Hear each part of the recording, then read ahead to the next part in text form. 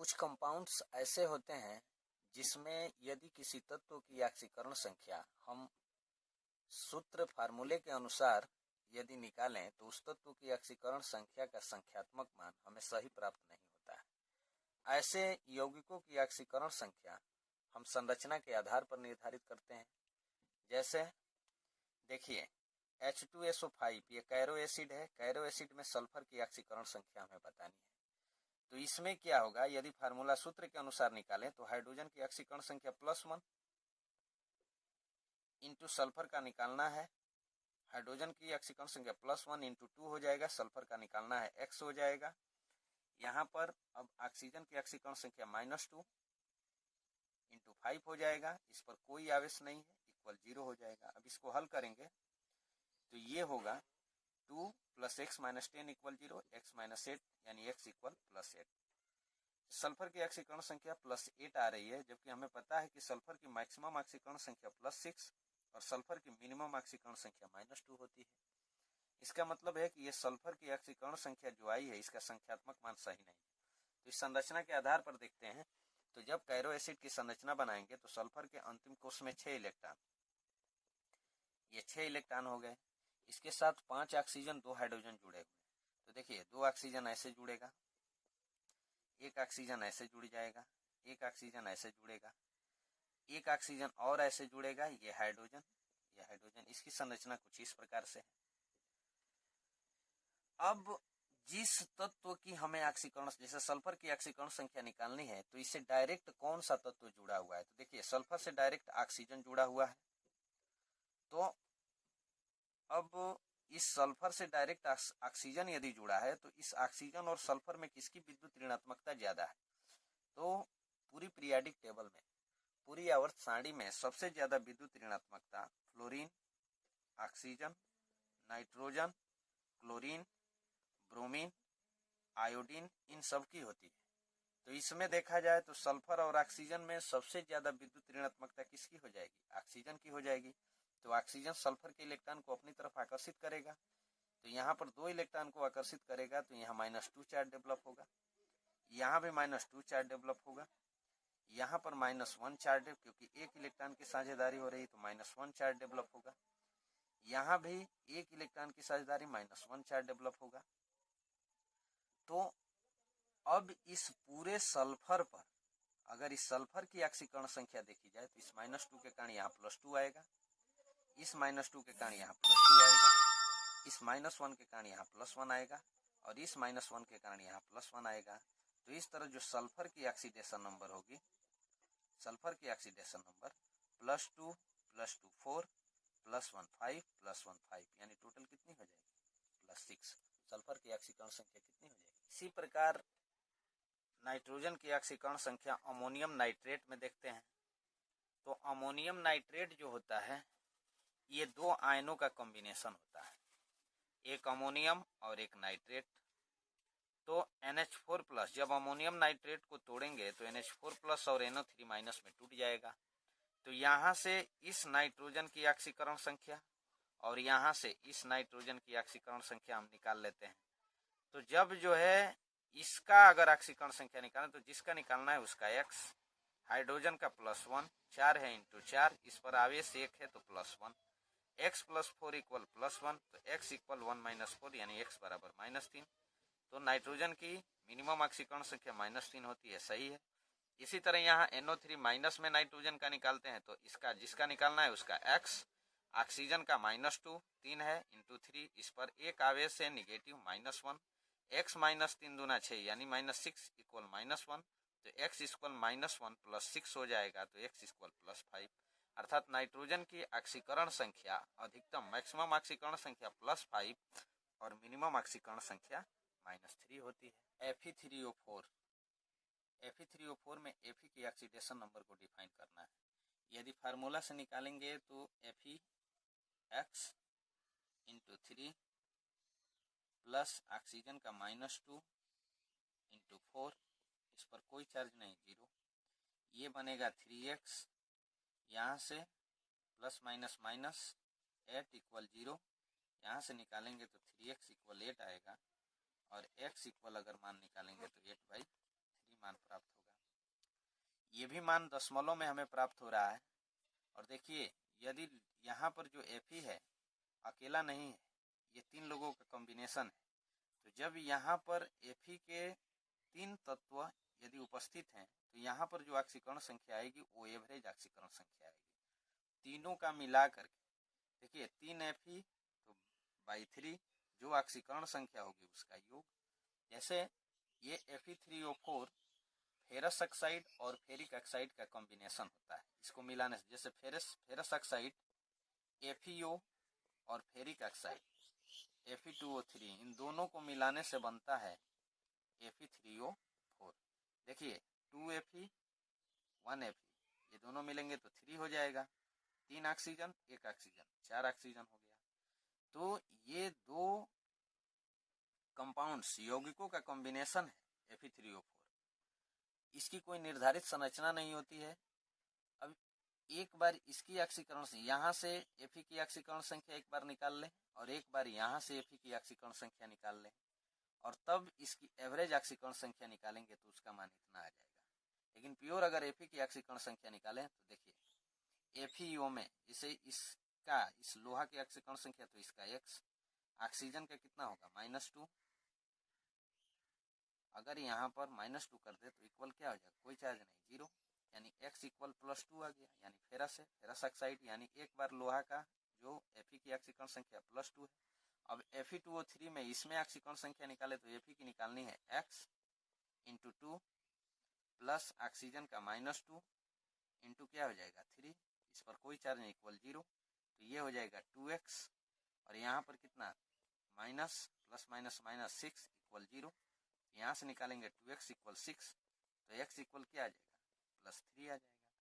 तो यहाँ पर दो Fe है, यानी एक Fe की ऑक्सीकरण संख्या +3, तो एक और Fe है उसकी भी ऑक्सीकरण संख्या कितनी होगी +3 होगी। तो टोटल कितने Fe हो गए, एक यहाँ पर है दो यहाँ पर, टोटल 3 हो गए। अगर यहाँ पर केवल Fe की ऑक्सीकरण संख्या, केवल Fe की ऑक्सीडेशन नंबर निकाला जाए तो उसकी ऑक्सीकरण संख्या होगी 2,3। लेकिन अगर Fe की एवरेज ऑक्सीडेशन नंबर निकाला जाए तो एवरेज ऑक्सीडेशन नंबर सभी ऑक्सीकरण संख्याओं का योग, देखिए 2 + 3 + 3 बट कितने हैं लोहा, मतलब Fe कितने हैं 3, देखिए 1 और 2 ये 3, यानी डिवाइडेड बाई 3, तो इसको हल कर देंगे तो ये माना जाएगा 8/3। तो जो यहाँ पर x की वैल्यू आई है वो एवरेज ऑक्सीकरण संख्या आई है। यहाँ पर केवल लोहा की ऑक्सीकरण संख्या नहीं आई है, लोहा की ऑक्सीकरण संख्या यानी Fe की ऑक्सीकरण संख्या प्योर अगर निकाला जाए तो +2,3 होगी।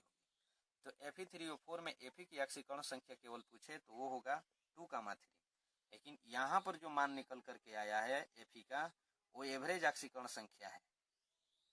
ये अगर एग्जाम में इस पर अगर आप ट्रिक लगा करके आते हैं तो ये गलत है। यहाँ पर Fe की जो प्योर ऑक्सीडेशन नंबर होगी वो +2,3 होगी। अगर एवरेज ऑक्सीडेशन नंबर पूछता है तो 8/3 होगी। CrO5 में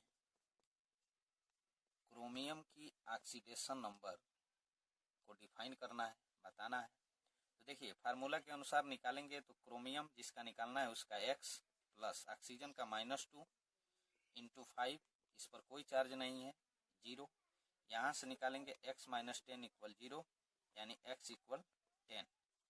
जबकि इस क्रोमियम की मैक्सिमम ऑक्सीडेशन नंबर, क्रोमियम की मैक्सिमम ऑक्सीडेशन नंबर जो होती है वो +6 होती है और यहाँ क्रोमियम की ऑक्सीकरण संख्या 10 आ रही है, गलत है। यहाँ पर क्रोमियम की ऑक्सीकरण संख्या जो आंकिक मान आ रहा है ये सही नहीं है, इसलिए आप क्रोमियम की ऑक्सीकरण संख्या को निर्धारित करने के लिए हम इसकी संरचना बनाएंगे। तो क्रोमियम के अंतिम कोष में 6 इलेक्ट्रॉन, 1 2 3 4 5 6 ऐसे होता है। अब इससे 5 ऑक्सीजन को जोड़ना है, एक ऑक्सीजन ऐसे हो गया, एक ऑक्सीजन ऐसे हो गया, एक ऑक्सीजन ऐसे हो गया, ये हो गया, इसका कॉम्बिनेशन बन गया और ये आपस में ऐसे ऐड हो जाएंगे। इसको बटरफ्लाई स्ट्रक्चर भी बोला जाता है। ये क्रोमियम ऑक्साइड है। तो जब यहाँ पर अब क्रोमियम की ऑक्सीकरण संख्या निकालेंगे तो देखिए जिसकी ऑक्सीकरण संख्या निकालना है उससे डायरेक्ट कौन कौन से तत्व अटैच्ड हैं, मिले हुए हैं। तो देखिए इस क्रोमियम से direct oxygen oxygen oxygen oxygen oxygen, ये डायरेक्ट जुड़ा हुआ है। तो यहाँ पर जब ये भी ऑक्सीजन ऐसे जुड़ा हुआ है, ये भी ऑक्सीजन ऐसे जुड़ा हुआ है, ये भी ऑक्सीजन, ये सभी के सभी जो है ये पूरे टोटल ऑक्सीजन इस क्रोमियम से जुड़े हुए हैं। तो देखिए यहाँ पर डबल बॉन्ड है इसलिए यहाँ -2 चार्ज डेवलप होगा, यहाँ पर सिंगल बॉन्ड है इसलिए यहाँ -1 चार्ज डेवलप होगा, यहाँ पर भी सिंगल बॉन्ड है इसलिए -1 चार्ज डेवलप होगा, यहाँ पर भी सिंगल बॉन्ड है -1 चार्ज डेवलप होगा, यहाँ पर भी सिंगल बॉन्ड है -1 चार्ज डेवलप होगा। इसके कंपेयर में, क्रोमियम के कंपेयर में बात की है तो देखिए इस -2 के कारण यहाँ +2 आएगा, इस -1 के कारण यहाँ +1 आएगा, इस -1 के कारण यहाँ +1 आएगा, इस -1 के कारण यहाँ +1 आएगा, इस -1 के कारण यहाँ +1 आएगा। यानी टोटल क्रोमियम की ऑक्सीडेशन नंबर अगर निकाला जाए, क्रोमियम की ऑक्सीडेशन नंबर टोटल कितनी हो जाएगी, तो देखिए -2 के कारण +2 प्लस इस -1 के कारण +1, इस -1 के कारण +1, इस -1 के कारण +1, इस -1 के कारण +1, टोटल अगर इसको जोड़ेंगे तो इसकी ऑक्सीकरण संख्या कितनी हो जाएगी, +6। यानी क्रोमियम की टोटल ऑक्सीकरण संख्या कितनी होती है, 6 होती है। यहाँ जो क्रोमियम की ऑक्सीकरण संख्या निकल करके आई है 10, ये गलत है। इसलिए गलत है कि यहाँ पर 4 ऑक्सीजन पेरोक्साइड बॉन्ड बना रहे हैं और पेरोक्साइड की कंडीशन में ऑक्सीजन की ऑक्सीकरण संख्या -1 होती है और एक जो है एक ऑक्सीजन -2 के रूप में अपनी ऑक्सीकरण संख्या को प्रदर्शित कर रहा है। तो केवल एक ऑक्सीजन -2 दिखाएगा। अगर इसको हल करें इस सूत्र के अनुसार, तो यहाँ पर इस सूत्र के अनुसार यदि हल करेंगे तो सूत्र के अनुसार देखिए क्रोमियम का निकालना है X प्लस ऑक्सीजन, एक ऑक्सीजन जो है -2 दिखा रहा है तो -2 इंटू 1 ऑक्सीजन प्लस कितने ऑक्सीजन पेरोक्साइड, मतलब -1 दिखा रहे हैं तो 1 2 3 4, 4 ऑक्सीजन -1, तो यानी -1 इंटू 4 इक्वल क्या हो गया, कोई चार्ज नहीं, 0। अगर इसको हल करेंगे तो x -2 में 1 से -2, यहाँ हल करेंगे -1 इंटू 4 -4 इक्वल 0, यानी x -6 इक्वल 0, यानी x बराबर +6। तो ठीक इसी प्रकार Br3O8 में ब्रोमीन की ऑक्सीकरण संख्या को बताना है। तो जब इसको फार्मूले के अनुसार हल करेंगे तो ब्रोमीन का निकालना है, यानी x इंटू 3 प्लस ऑक्सीजन का -2 इंटू 8, इस पर कोई चार्ज नहीं है, इक्वल 0, 3x हो जाएगा, ये प्लस माइनस माइनस हो जाएगा, ये 16 इक्वल क्या हो जाएगा 0, 3x इक्वल 16 और इस तरह से x की वैल्यू यानी 16/3 आ जाएगी इसकी वैल्यू। अब यहाँ ब्रोमीन की ऑक्सीकरण संख्या दशमलव के रूप में आ रही है। जब इस Br3O8 की हम संरचना बनाएंगे तो इसकी संरचना कुछ इस प्रकार, जैसे 3 ब्रोमीन है, एक ये इस प्रकार साझेदारी से बंध बनाएंगे, ब्रोमीन के अंत में 7 होता है, 1 3 2 5 2 7। अब इसके साथ ऑक्सीजन को ऐड करना है तो देखिए एक ऑक्सीजन ऐसे, इस तरह इसके साथ ऑक्सीजन जुड़ेगा, ऐसे ऑक्सीजन जुड़ गया, इसकी संरचना कुछ इस प्रकार से होगी Br3O8 की। यहाँ पर 3 ब्रोमीन है, देखिए इस ब्रोमीन के साथ डायरेक्ट ऑक्सीजन ऑक्सीजन ऑक्सीजन और ब्रोमीन जुड़ा हुआ है। अब इस ब्रोमीन और ऑक्सीजन में किसकी विद्युत ऋणात्मकता ज्यादा होगी, पता है ऑक्सीजन की विद्युत ऋणात्मकता ब्रोमीन से क्या होगी, ज्यादा होगी। जब ऑक्सीजन की विद्युत ऋणात्मकता ब्रोमीन से ज्यादा है तो ऑक्सीजन ब्रोमीन के इलेक्ट्रॉन को क्या करेगा, अपनी तरफ आकर्षित करेगा। तो यहाँ 2 बॉन्ड यानी -2 चार्ज डेवलप होगा, यहाँ भी -2 चार्ज, यहाँ भी -2 चार्ज।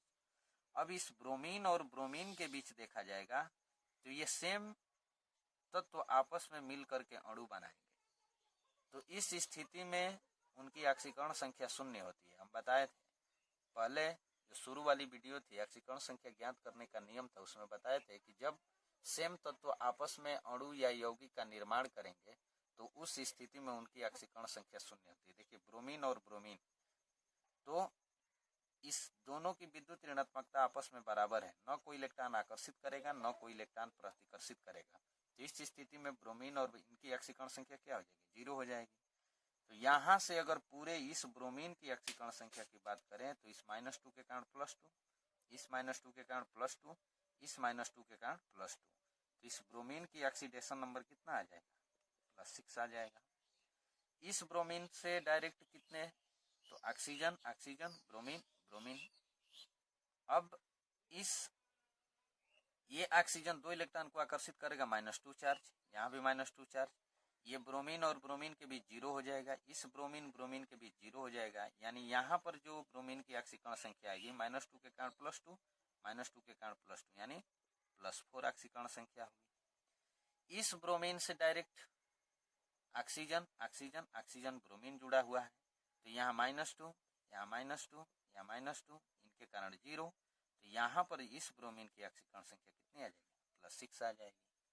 तो इस तरह से केवल ब्रोमीन की अगर ऑक्सीकरण संख्या निकाली जाए तो ब्रोमीन की ऑक्सीकरण संख्या होगी 6,4।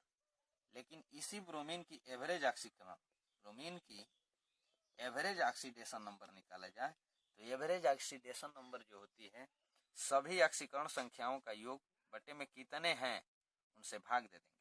तो देखिए 6 + 4 + 6 और कितने ब्रोमीन है, 3, यानी इसका आंसर हो जाएगा 16/3। जो यहाँ पर Br3O8 में हम ब्रोमीन की ऑक्सीकरण संख्या निकाले हैं, ये एवरेज ऑक्सीकरण संख्या है, और अभी केवल ब्रोमीन की अगर ऑक्सीकरण संख्या निकालेंगे तो आएगी 6,4।